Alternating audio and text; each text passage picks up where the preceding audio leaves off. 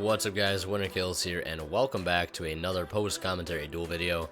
Today, as you can tell by the previous intro title, that we've got some Photon-Galaxy as seen in that Photon-Galaxy featured archetype video that I made a day or two ago. And I'll leave a link to that video if you want to go check it out. Basically gives a really in-depth look at this deck and what it's all about if it's unfamiliar to you. And we'll be playing against some DDD OCG. Well, I should say DDD TCG, basically when it gets the OCG support imported here in the US, which unfortunately isn't for a long time, but it is what it is. So you can see first turn, I end up going Felgrand Pleiades, which could have been Felgrand Cyber Dragon Infinity. Unfortunately, I do not own a Cyber Dragon Infinity in real life, so I've got to work with what I've got at the moment.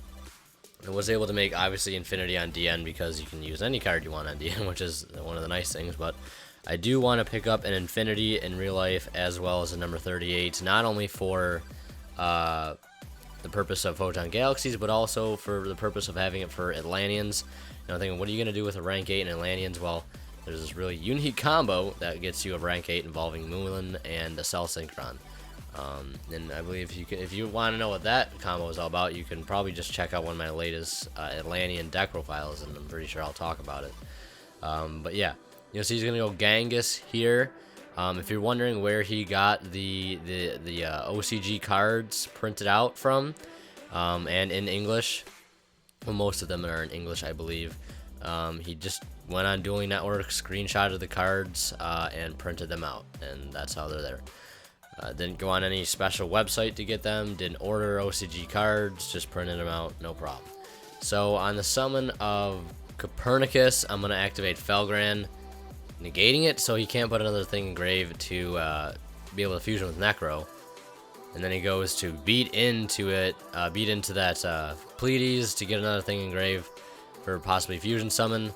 So I bounce it back before he can do so, and then on my turn I go to bounce back the Galaxy Zero to my hand to reuse, and he's gonna strike it when I activate the Galaxy Zero once again, because I believe I have another Expedition in my hand, which I could have brought back the Galaxy Knight, gone into another rank 8, possibly a Dark Matter, made him lose a lot of cards with that Dark Matter, which is Dark Matter is actually surprisingly a good play against this deck, because a lot of the cards once banished really hurt the deck. Unlike a lot of other decks, it really doesn't matter too much. They kind of have so much stuff in the deck that is viable to use. If you even get rid of 3 of them, and they get to choose which 3 they get rid of, it won't really matter too much.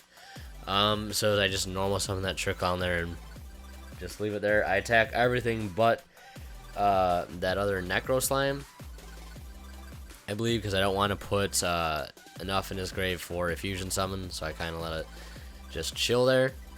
He's going to get a search off that contract. He's going to grab Lamia. Lamia being a very awesome level 1 tuner for the deck, being able to bring it out by sending a DD or Dark contract from field or hand to the graveyard to special summon it, and then it is banished once it leaves the field after you summon it by that effect. Definitely very helpful to make a lot of 7 synchros, 8 synchros. So he'll send the Necro Slime to the grave to special summon Lamia. Then he'll use that Necro Slime to fusion for Dark. He's got a level 8 synchro set up. He's going to activate Tuning. Going to grab Junk Synchron. And then the tuning will resolve, milling a contract with the Swamp King. Not the best mill he was hoping for, probably. Would have been better off with maybe a Swirl Slime or maybe another Necro Slime if he plays another one. I'm not really sure. So at this point, he's kind of left with a couple options. He's going to go into Psyframe Lord Omega and attack over the Pleiades, and main phase 2, I believe he knocks the card out of my hand.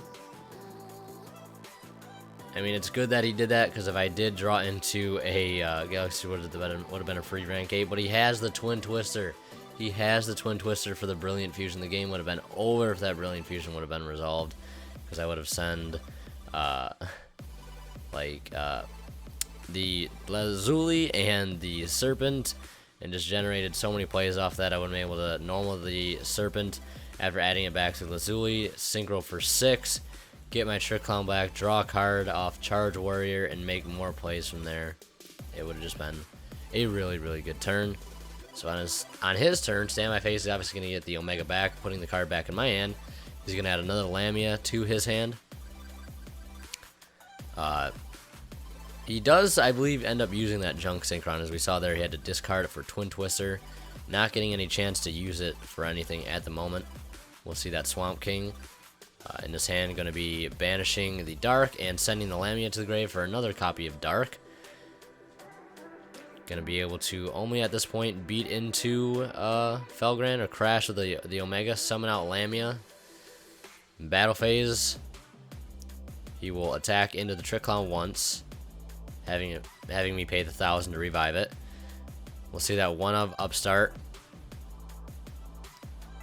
coming in clutch to get that extra draw, but it's not going to do too much, as it will not net me any cards that I really need. So the one issue that's always been really prevalent with the Photon-Galaxy deck is that turn 1 you have a tendency to burn a whole lot of your resources, and then you're just kind of playing catch up the rest of the match, or I should say the rest of the game. You're just sitting there trying to regather your stuff. Very, very difficult to recover. And I was trying to think of a pendulum engine I could eventually play in the deck, but the only thing that makes that really difficult is the fact that the things you really want to be pendulum something out are going to be level 8s.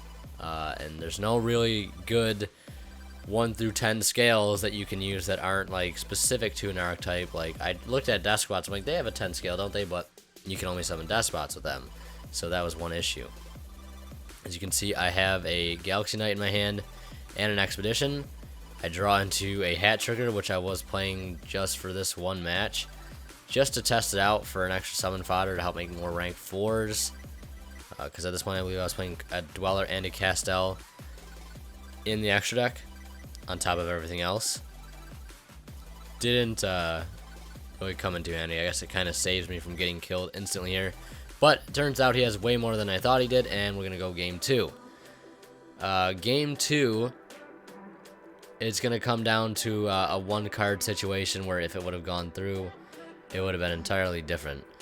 We see I went up what seems kind of poorly, but I'm still able to make some decent plays out of it. Instant Fusion out Panzer Dragon, Synchro for 6 with that Jet Synchron. Trade in Guardian of Order, draw 2 more cards. If you don't know what Guardian of Order does, it's a level 8 light monster. Basically, if you control 2 light monsters, you can special summon it for free. And I believe you can only control 1 Guardian of Order, and I mean, if you couldn't, that would be kind of ridiculous, making free rank 8s for days, as long as you had 2 lights on the field. So you see, I end up with a Black Dragon Collapse Serpent and a Moonlight Rose Dragon, which is kind of a bit of a wonky field. Sometimes that happens with this deck. Sometimes you make weird little kind of niche combos that lead to a weird field like this, or it's like the first game that you saw, where it can end in Felgrand, a Pleiades, or an Infinity Felgrand number 38, or number 38 Infinity Clearwing, like I did, several times on DN with this deck when I had all the actual cards I needed. I still need to pick up a few minor cards for the deck, and still definitely needs a little more tweaking. But and sometimes you just don't open up well at all, and that is just Yu-Gi-Oh! Sometimes. As you can see, I will have to bounce back the Dark, as we just saw there, due to Moonlight Rose's effect. Basically, when that card is summoned, or a level 5 or higher monster is special summoned, you basically target a special summon monster on the field and return it to the hand. Another special summon monster on the field and return it to the hand. So I will have to be forced into bouncing back the Dark to the extra deck.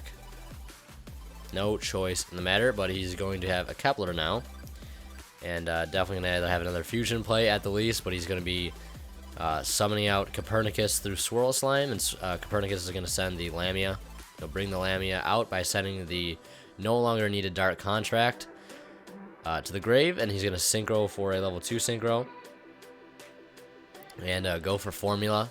Formula's going to net him another draw if he wanted to.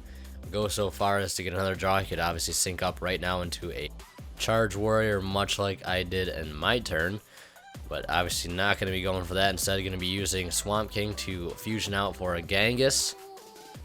Genghis has the effect where basically anytime a DD is special summoned, you can special summon one out of your graveyard.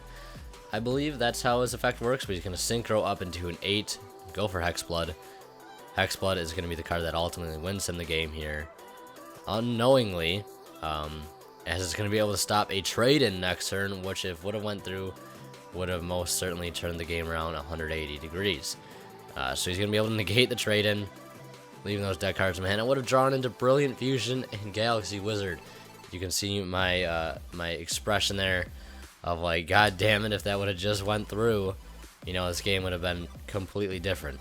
But like I said earlier, if you want to see a more in-depth look at Photon-Galaxies and something that interests you, I'll leave a link in the description to the featured archetype video where we went over in depth of the Photon-Galaxy archetype. There's a gameplay, there's deck profile, there is a review of the archetype in general, and some in-depth discussion on it. So if that sounds like something that would interest you, you can go check that out. I'll leave a link to it in the description like I said. And if you guys enjoyed the video, please do me a favor and leave a like, would be greatly appreciated. And as always guys, Winterkill signing out. We'll see you in the next one.